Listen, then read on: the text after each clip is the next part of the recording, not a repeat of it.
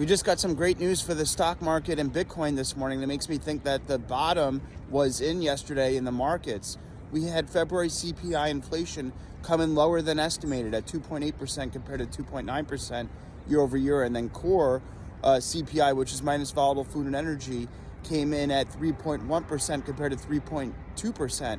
This combined with lower month over month numbers makes me very optimistic that we're starting to see some big progress on inflation. What makes me even more confident, however, is that egg prices showed a big bump on this report. But if you look at current data in the last week alone, which isn't included on this report, egg prices have already dropped 34%. So that means more disinflation and lower inflation numbers to come in next month's reading.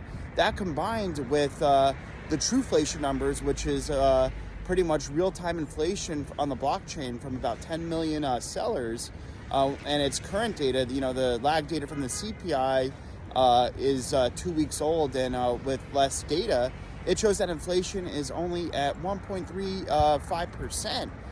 That's lower than the Fed's 2% mandate, and that shows that more disinflation and lower inflation numbers to come in next month's reading. This shows we're heading in the right direction. And going back to egg prices, now egg prices with that 34% drop in the last week are now lower than when President Trump actually took office. Yes, egg prices went up a lot in the month of February. That's true.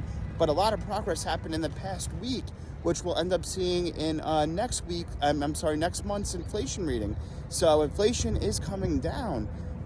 This growth scare with the on-again, off-again tariffs and the uncertainty did perhaps have some desired effect in cutting rates down in terms of bond yields, mortgage rates, and now lower inflation, most importantly. So this is good for the markets. It makes me think that the bottom was in yesterday.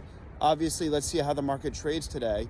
But I expect more Fed rate cuts this year, and this leaves me pretty optimistic on where inflation's going, and it looks like it's going down.